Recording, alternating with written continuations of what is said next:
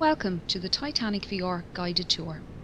We are currently 3.8 kilometres below the surface of the North Atlantic and 100 metres east of the bow. This submersible is on autopilot. However, you can adjust your spotlight using the far left lever. Please keep your arms and legs inside the vehicle at all times. I'll provide you with information about locations as we pass them, so please sit back, relax and enjoy the ride.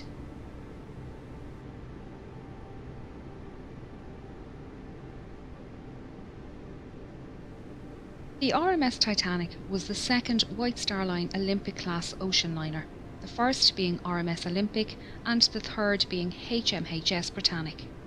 She was 269 metres long, 28 metres wide and 72 metres tall from the bottom of her keel to the top of her masts. At 46,328 tonnes, she was the largest ship built at the time, being only slightly bigger than Olympic. Olympic and Titanic were the 400th and 401st hulls laid by shipbuilders Harland and Wolff in their Belfast shipyard in Northern Ireland. The two ships were built side by side, with work on the Olympic begun first. Everything on RMS Titanic was massive. This centre anchor was at the time the largest anchor forged by hand and weighed in at over 15 tonnes. The centre anchor and the two bower anchors were made by Noah Hingley and Sons in their workshop in Dudley, England. The anchors were transported to Belfast by horse, train and ship before being installed.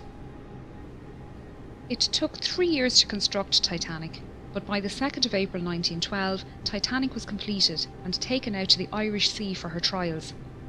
She was certified as seaworthy by the British Board of Trade and ready for her maiden voyage. She would be servicing the transatlantic route, a journey from Southampton, England to New York, USA, with stops at Cherbourg, France and Queenstown, Ireland. RMS Titanic carried mail and cargo as well as passengers. She had 6 cargo hatches with numbers 1, 2 and 3 forward and 4, 5 and 6 aft. On our left is the number 1 hatch, the access point for the forwardmost cargo hold. The hatch cover can be found lying about 100 metres in front of the bow. It was blown off this hatch when the bow impacted the ocean floor and the water inside was forced up and out of the ship.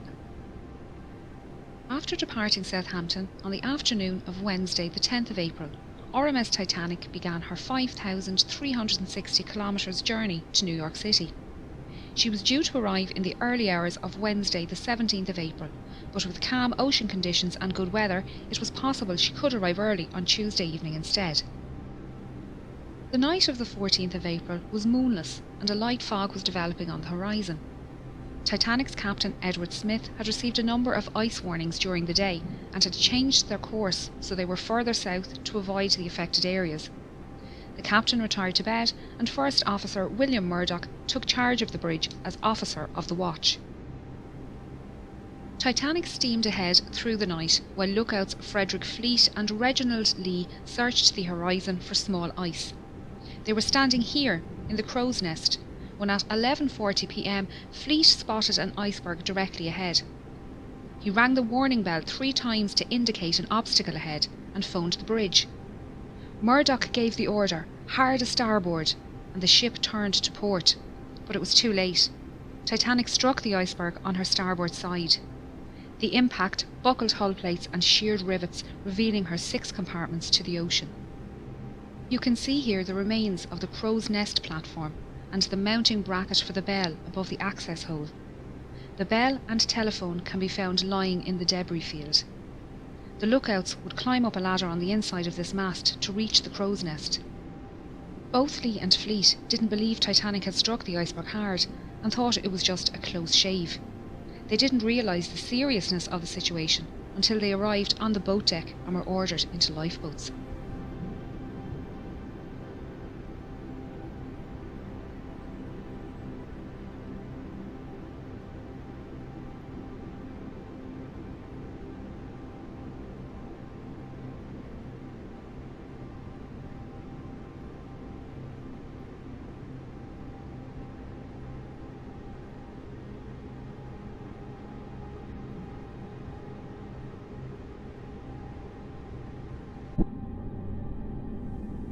We are now heading down the number 2 hatch to reach the main cargo hold and mail room. We're passing by decks D, E, F and G, which house the third class open space and cabins for third class single men and crew. Third class single women and families were accommodated in the stern. The D deck open space was a large sheltered area with bench seats, small tables and a bar. Steerage passengers used this space to walk, socialise and to listen to music. They were expected to create their own entertainment and some passengers brought their instruments with them on the journey.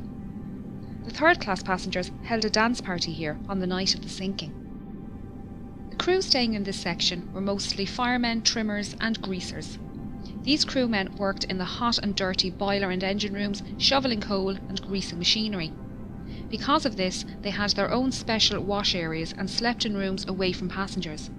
They accessed their work areas through a passageway under the cargo hold below.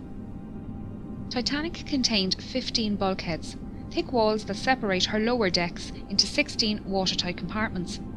It was a new design technique that meant Titanic could stay afloat with up to 4 of her compartments damaged and led to her being considered unsinkable. Unfortunately, the collision with the iceberg opened 6 compartments. Within the first 15 minutes, this cargo hold was underwater and the third class accommodation on G deck above was starting to fill with water.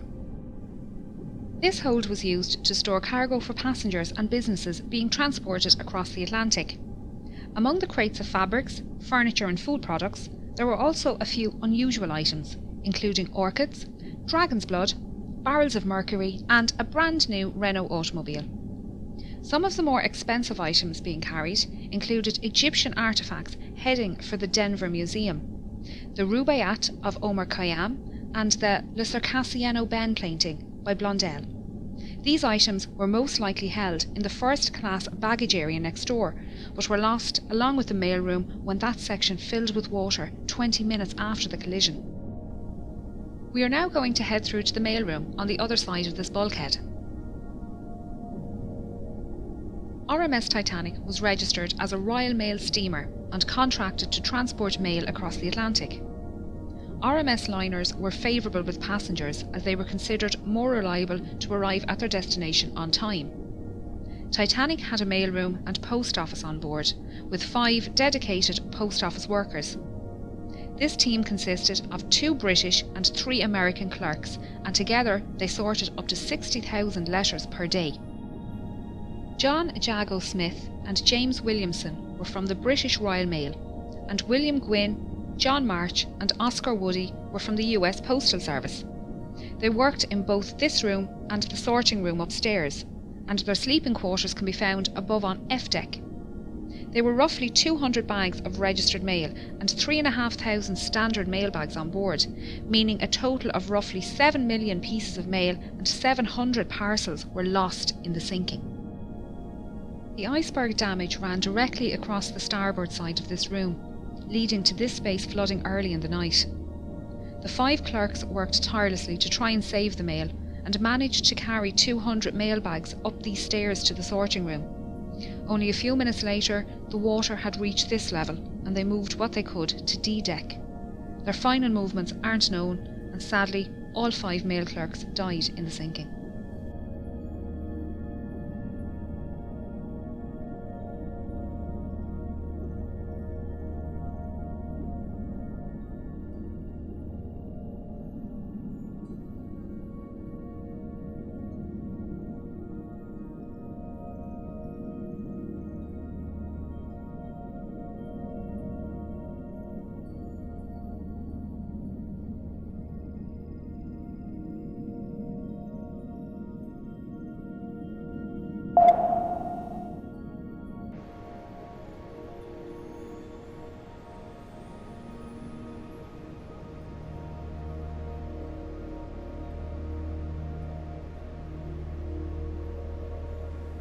As the iceberg slid down the side of the ship, Murdoch ordered a hard aport, swinging Titanic's stern out of the path of the iceberg.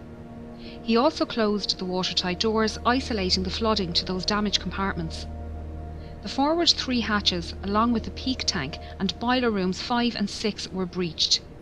The openings were long and thin, where the iron plating had separated and exposed a total area of little over 1 metre squared. After the collision, RMS Titanic stopped and almost immediately took a starboard list. The captain organised a group to go below and inspect the ship for damage. When they returned, Chief Designer Thomas Andrews was summoned to the bridge and given the damage report.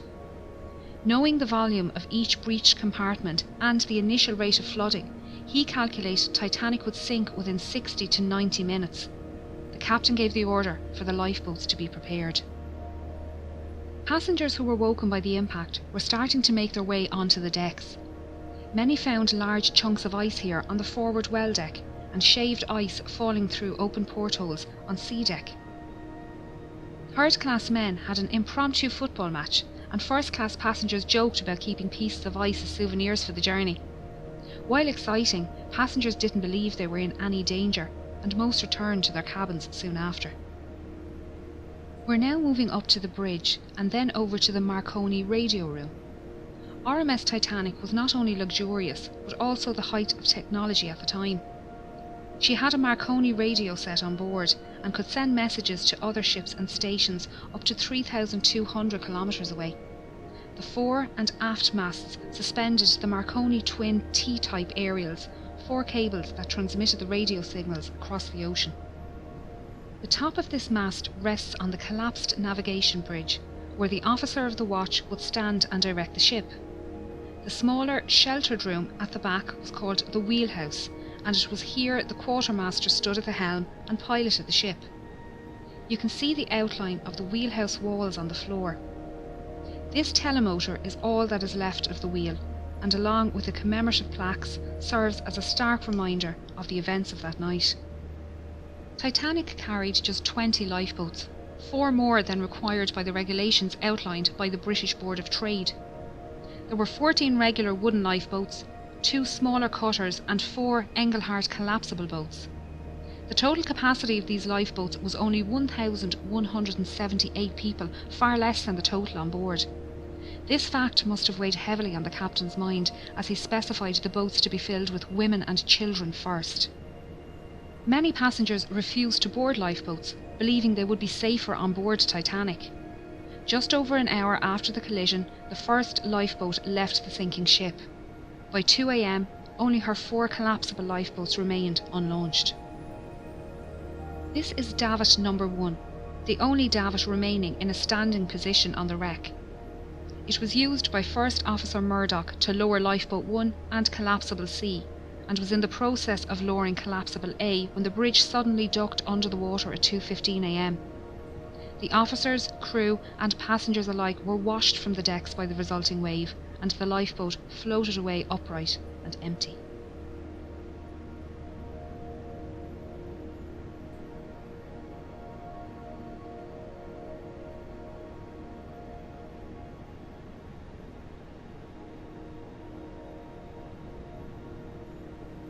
This hole is where the forwardmost funnel was situated.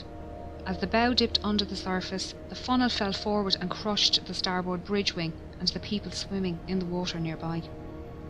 The stern rose out of the water, peaking at an angle of around 15 degrees. This placed stress on Titanic's keel, which buckled and twisted, tearing the ship in half and sending the waterlogged bow plummeting to the ocean floor. The tear wasn't clean, with the decks failing to hold at varying positions. The stern, now rapidly filling with water, bobbed on the surface for a few minutes before slipping under. Those in lifeboats had rowed far away from the ship for fear of being pulled under by the suction as Titanic sank. They were now left to decide whether they remain safe in their boat or try to rescue some of the 1,500 people floating in the freezing water. If they returned to the wreckage, they risked being capsized by panicked swimmers trying to climb into their lifeboat. It was a hard decision, and many decided the risk was too great. Only 3 boats pulled people from the ocean that night. Most people in the water succumbed to hypothermia within 15 to 20 minutes, their life belts keeping them afloat. A few managed to make their way to the unlaunched collapsibles A and B and pulled themselves aboard. Here they waited, in the dark, not knowing how long they would be floating on the open sea. The opening ahead of us is the Marconi room skylight. We're now going to descend into the room to learn about the rescue.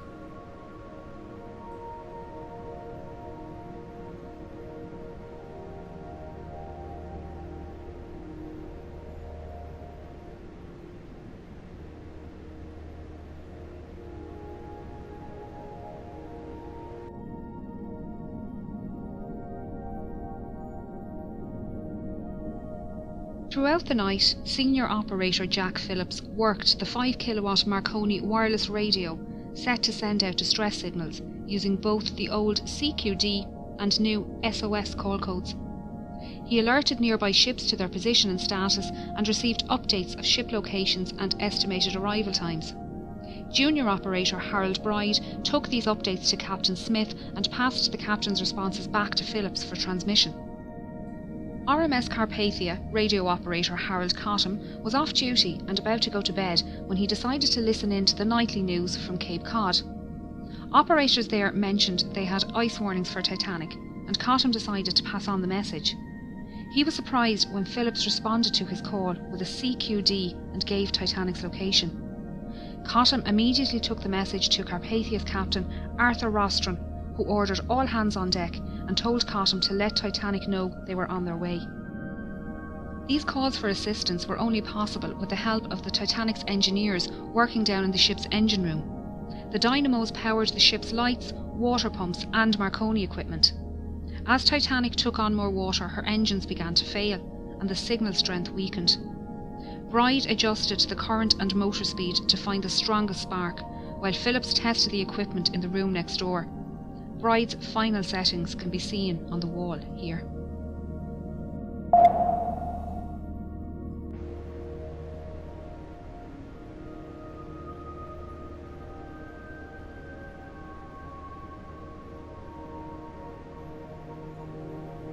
When water reached the boat deck, the operators left their station, with Bride heading towards the port bow and Phillips to the starboard stern. After the wave washed over the decks, Bride found himself in the water underneath collapsible B and managed to climb aboard. Phillips was lost in the sinking. RMS Titanic was carrying an estimated 2,208 passengers and crew, with only 712 surviving the disaster. Those who survived spent the night floating in darkness until RMS Carpathia arrived around 4 a.m. Captain Rostron had pushed the Cunard liner to break her speed record, but it wasn't enough. Titanic had sunk before Carpathia arrived, and they found 20 lifeboats at Titanic's location. Unfortunately, the exact number of victims is unknown, as there were many last-minute ticket purchases and cancellations, and the documentation was lost along with the ship. Of the 1,317 known passengers, over half were travelling third class, or steerage as it was called. These passengers couldn't access the boat deck without entering second class or crew areas, meaning many were unaware how to get to the lifeboats and escape the sinking.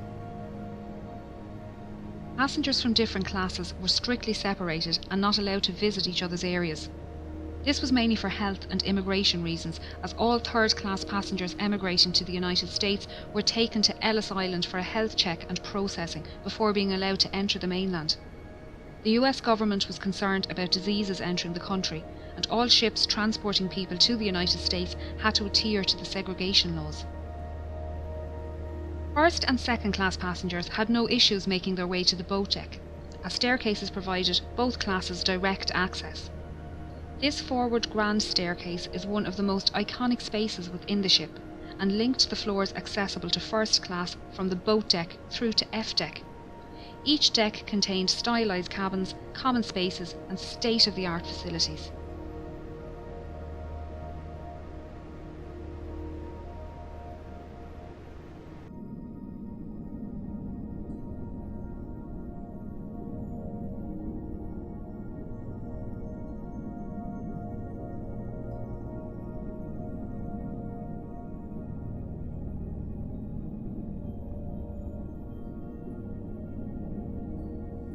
A deck comprised of the first class lounge, promenade, reading room and smoking room. The first class smoking room contained the only functional fireplace on the ship. All cabins and other passenger areas of the ship contained either false fireplaces or electric heaters. B deck included the 2 millionaire suites, the largest suites on the ship, both with private promenades. This deck also included the a la carte restaurant and Café Parisien, both managed by restaurateur Luigi Gatti.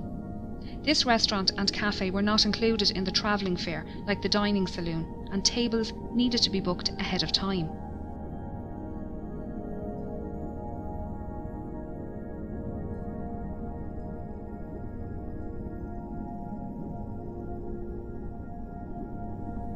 C deck was known as the shelter deck and contained first-class accommodation along with a first-class barber shop, inquiry office and purser's office. It was the highest deck to run the length of the ship uninterrupted. There were 135 first-class cabins and 2 sitting rooms on this deck, able to accommodate up to 315 passengers. Like all other decks on Titanic, there were no room number 13. C deck also contained the second-class library and third-class general and smoking rooms. These were situated in the stern section, currently located 600 metres south of the bow. There were 2 purser's offices on board, one for first class and one for second class. The offices were run by 6 pursers who handled passenger inquiries, cash and valuables in the safe, and issued tickets to the Turkish baths and swimming pool on F deck. First and second class passengers needed to register their arrival at their respective purser's office, and they were given maps of the ship. This office was also the first point of call if first class passengers wished to send telegraph messages using the new wireless technology on board. Chief Purser Hugh McElroy was well known among the first class passengers and crew, having served on White Star liners for 13 years. He often dined alongside passengers in the restaurant. During the cross-channel journey, McElroy kept a canary in his cabin, minding it during its delivery to a friend in Cherbourg. On the night of the accident, he was seen assisting with loading and lowering Lifeboat 9. He helped women enter the boat and spoke with owner Bruce Ismay. He was also seen on deck speaking with Assistant Purser Reginald Barker and surgeons William O'Loughlin and John Simpson. The friends were standing silently watching the last boats being lowered and spoke briefly with Officer Lightoller before shaking hands and saying their goodbyes.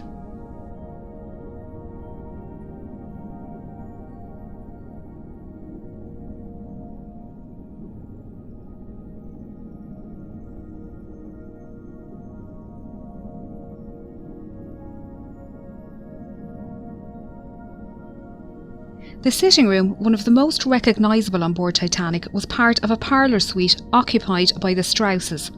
It was decorated in the Regency style with mahogany furniture and gilt panels.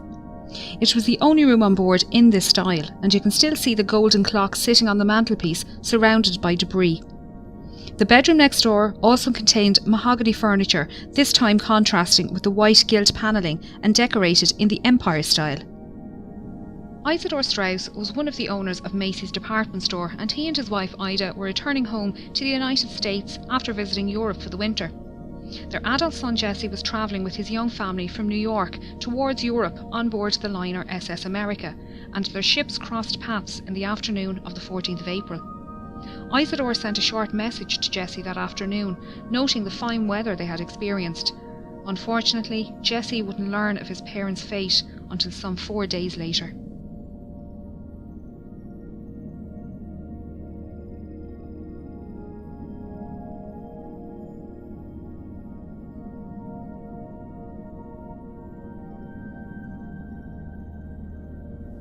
The elderly couple were woken by the slight bump as Titanic struck the iceberg and made their way up onto the deck after waking their maid and valet. When the time came for Ida to board Lifeboat 8, she entered the lifeboat but then realised her husband would have to stay on board. She stepped back out. Isidore and others tried to convince her to re-enter the boat, but she refused to leave without her husband. Ida helped their maid Ellen Bird into the boat and wrapped her fur coat around Ellen, saying she wouldn't be needing it anymore. Isidore and Ida were last seen sitting in deck chairs on the A-deck promenade holding hands. Isidore's body was recovered from the ocean, but Ida's was never found. The Strausses' parlour suite was just one of many specially designed first-class rooms. The 77 large staterooms were decorated in a range of different period styles. Titanic was designed to be the height of opulence, and the first-class common areas were the most luxurious. She mostly followed Olympic's design, but White Star Line made many changes to Titanic's layout and fixtures due to feedback from Olympic's maiden voyage. Some design changes can be seen on D-Deck.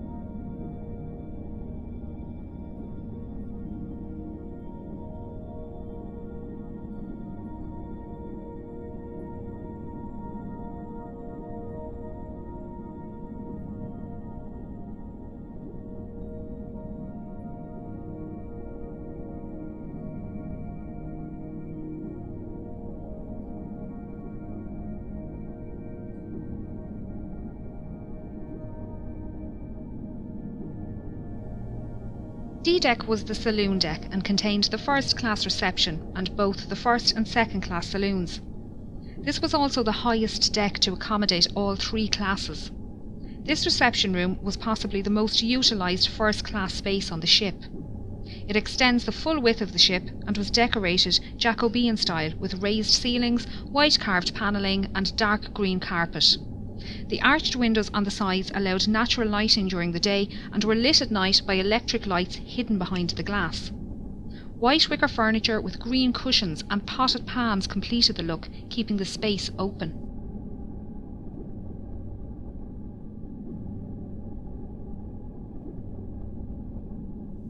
A Steinway grand piano sat in the corner and was played as part of a quintet during afternoon tea and in the evenings. Passengers would sit and listen to the band before heading to dinner in either the B-Deck restaurant or through the double doors to the first-class saloon. Percy Fletcher, the ship's bugler, called passengers to their evening meals by playing the Old Roast Beef of England at various locations around the ship.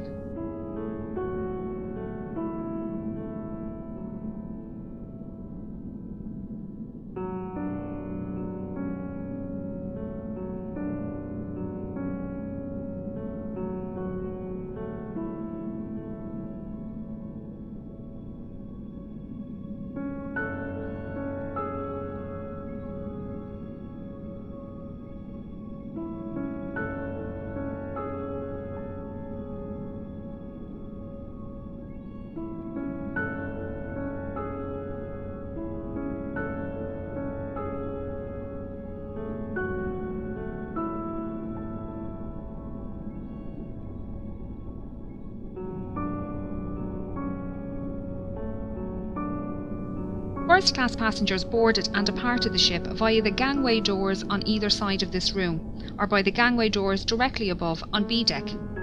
These lobbies were larger on Olympic and extended out into the reception area. During Olympic's maiden voyage, White Star officials noticed crowding in the reception area each night after dinner and decided to extend the reception area on Titanic. They also redesigned the small reception area near the B-Deck restaurant to split the crowd and added additional seating in both areas. These three elevators serviced only the first-class passengers and ran from A-Deck to E-Deck. A fourth elevator was available off the second-class staircase and was the first elevator to be available for second class on any White Star liner. As no photographs exist of Titanic's forward grand staircase or elevators, it was assumed they were exact copies of those found on Olympic. It wasn't until film director James Cameron explored this area with an ROV that it was discovered the intricate design of their grilles is different to that on Olympic. Not a lot of sea life lives at this depth, but since discovering the wreck we've learned quite a bit about the ones that do. So far, 24 species of invertebrates have been discovered around the wreck, including crabs, coral and sea stars. There have also been 4 species of fish found, with the rat-tail or grenadier fish being one of the more common species. They can grow up to a metre long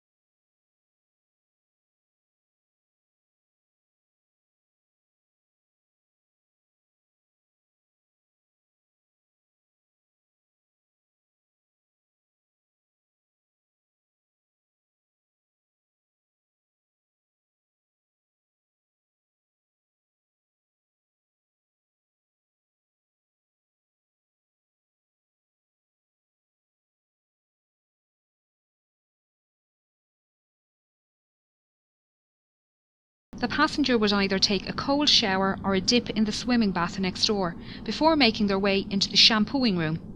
Here the passenger would lay on a marble table while an attendant gave them a full body wash and massage. Once dry and wrapped in clean towels, the passenger would make their way back to the cooling room where they would relax until their body returned to the normal temperature.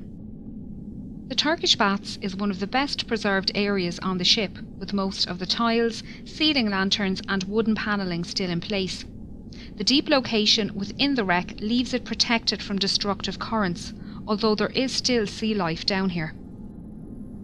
The rust icicles, or rusticles, hanging from the ceiling are created by iron-eating bacteria. They come in different shapes and are incredibly fragile, disintegrating when touched. Along with the bacteria, fungi, shells, sand, clay and coal can be found within the rusticles. Scientists have been collecting samples to determine the different strains of bacteria living on the ship, and their research has been used to preserve oil and gas pipelines and safely dispose of old ships and oil rigs.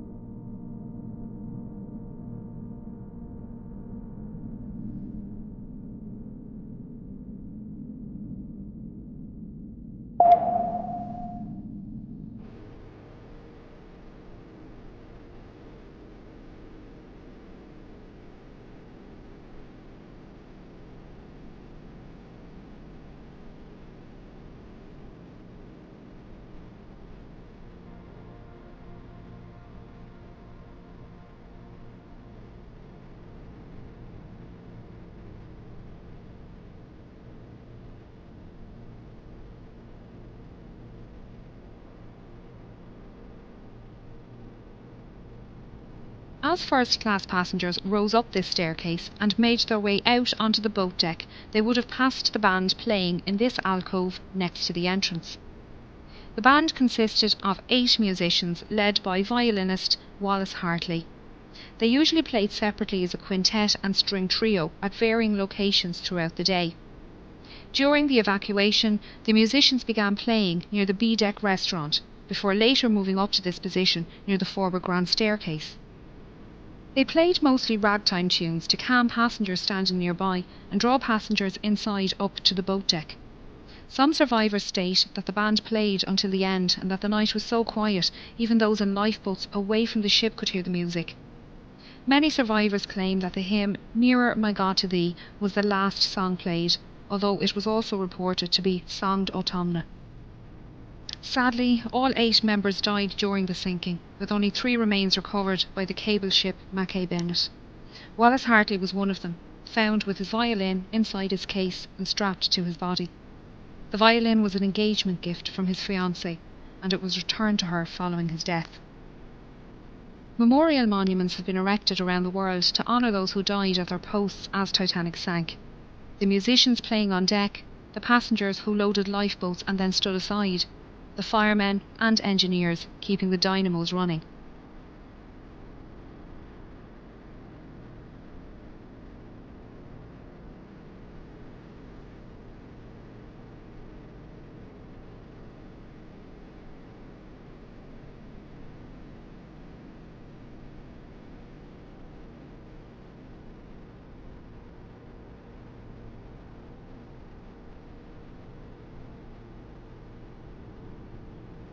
The boilers standing here are part of Boiler Room 2 and were running until the end, powering the dynamos in the stern.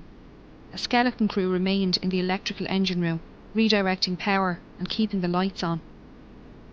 This is the point where the keel failed, and the massive ship began to tear itself apart. As so much of the ship between the bow and stern sections is scattered in the debris field, it's difficult to piece together the last moments of Titanic. Even those watching it happen couldn't agree, with the inquiries held in both the United States and England producing contradicting accounts. Many expositions to find and raise the wreck were proposed over the years, with the exact location of her wreck being unknown. Titanic's coordinates sent out in distress on the night of the accident had been incorrect. On 1st of September 1985, a Canadian-French team were searching the area when Dr. Robert Ballard came across some small debris. He followed the trail which led him to a boiler and eventually the wreck. His discovery confirmed suspicions that Titanic had in fact split, and there was no hope of raising the wreck as a whole. Scientists and historians have long argued for and against the recovery of artefacts from the site, while agreeing the site should be treated as a mass grave. Although it's predicted Titanic's wreck will disintegrate within the next 20 years, her story will intrigue generations to come.